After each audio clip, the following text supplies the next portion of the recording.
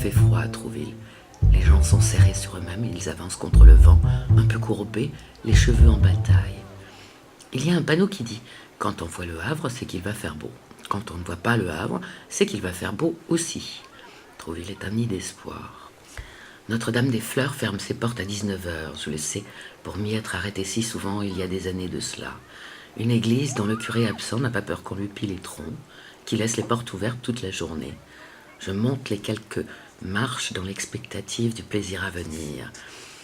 Les églises ou confessionnaux ornés et sculptés sont liés à la lecture de Georges Bataille. Entre profanation et sacré, il reste un peu de marge pour le plaisir en devenir. Le confessionnal ressemble ici à un modèle réduit d'église gothique aux parements chargés, aux loges ornées de figures qui ressemblent plus à des gargouilles qu'à des effigies de saints. Les bancs sont vides, à l'exception d'une silhouette d'homme assise qui regarde droit devant lui. Il est vêtu d'un caban gris foncé et du col dépasse un morceau de tissu d'un rose tyrien curieux, presque agressif.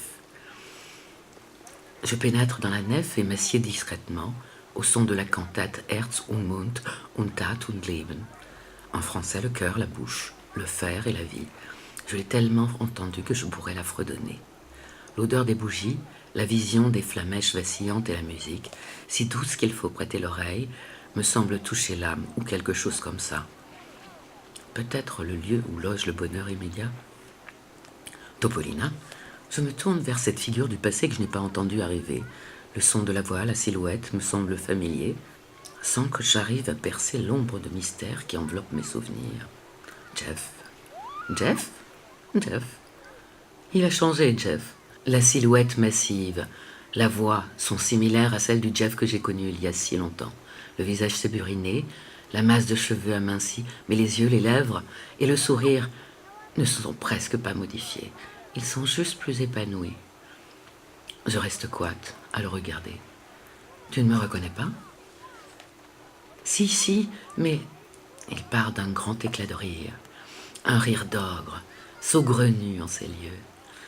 Ce rire, je le reconnais, ce rire énorme, gourmand, ce rire dont la rumeur reste dans la mémoire de façon indélébile, qui monte le long des murs et se répercute sur la voûte. Tout en évire et vole comme un orage d'été. Ce que mes yeux ne veulent pas croire, mes oreilles le savent déjà. Je dois le regarder avec des yeux ronds car son rire redouble, comme s'il sortait d'un puits sans fond ni paroi. Les ondes sonores se propagent de façon presque physique, les vibrations de l'air ébranlent ma chair. C'est si évidemment contagieux que nous rions ensemble jusqu'à être à court de souffle. Nous finissons par sortir de l'église, les traits presque figés par cette crise ô combien agréable. Nous sortons sur la pointe des pieds avec un large sourire et sans un regard en arrière sur la souris de bénitier que nous avons aperçue, toute de réprobation vêtue et bardée d'un été noir près de l'autel. Que fais-tu là? Une pause. Pour un week-end ou plus longtemps ta pause? Le rose tyrien qui avait attiré mon regard est celui de la doublure du col de sa veste. L'incongruité de cette couleur m'a fait sourire.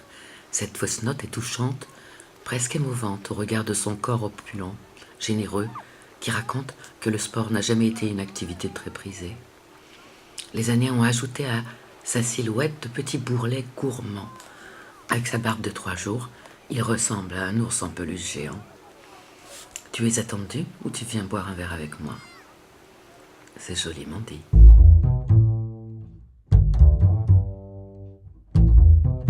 Il est tard. L'atelier m'est moins étranger sous la lumière électrique. Mes vieilles brosses au poil raidi se détendent sous mes mains. Elles viennent de passer de 15 ans sous un lit. Avec une obstination têtue, j'ai préparé le fond, j'ai travaillé mes huiles et mes vernis et je les ai appliqués sur le plâtre colle sec pour éviter qu'ils n'absorbent les couleurs. Je voudrais qu'elles restent à la surface, à la lisière de cette matière épaisse, qu'elle soit ce rose pâle et brouillé qui s'incruste en traces sur la forme aux contours mal définis que j'avais travaillé. J'ai refait mes couleurs, elles n'avaient pas l'onctuosité que je cherchais et avait séché. J'ai appliqué mon mélange immédiatement, sans le laisser reposer, au chiffon. Mes brosses sont devenues inutilisables, les poils crisseraient sur n'importe quel support.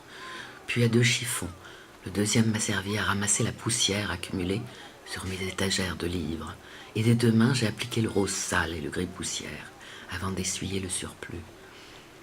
Des traînées de chair sortaient de ce gris en un mélange qui avait à peine entamé le blanc. Il me fallait préparer le fond de la toile sur laquelle la forme s'incrusterait. Cyane brûlée, vert véronèse, quelques touches de cadmium orangé, l'ambiance sombre et terreuse, appliquée au couteau, évoquait pour moi ces champs gris de l'hiver. La table de la cuisine était de nouveau ce chantier de beaucoup de verres, de bouteilles, de vaisselle et de chiffons tachés.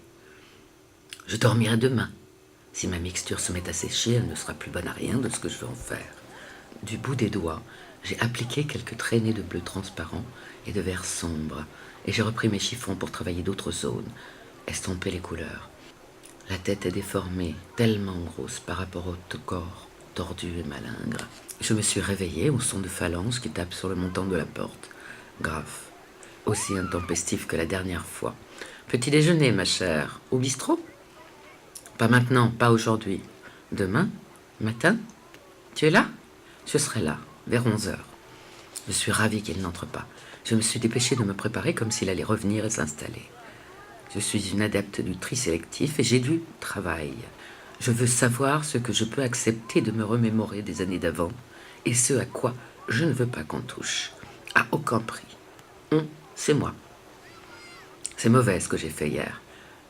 Comme tout ce que je fais le soir, quand ce n'est pas encore la nuit noire et que je me relève pour travailler parce qu'il y a urgence et que le bonheur du silence feutré des petites heures du jour se sent dans ce que j'ai fait.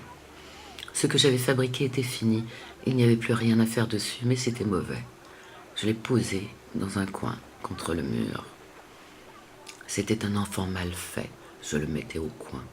J'en avais mis des tas au coin, comme ça, parce qu'il y a toujours quelque chose à en tirer quand ils sont assis en stand-by. Il en reste l'idée, la quintessence. Et en gardant que le souvenir, je veux dire, sans avoir l'objet réel sous les yeux, je pouvais imaginer ce que j'aurais pu en faire, ce que j'aurais voulu en faire, et ce que je ne savais pas en faire. Ce que je voulais faire restait confus, même si on ne fait jamais que répéter les mêmes motifs. C'est sans doute ce qui fait un style, une identité. Je l'ai appelé l'otage, otage d'une prochaine fois, captif de ma capacité à lui donner la forme, la matière et les couleurs que je voudrais qu'il ait. Ce sont des itinéraires de délestage que je prends pour tenter d'apprivoiser le désir de faire. C'est si fragile, le désir.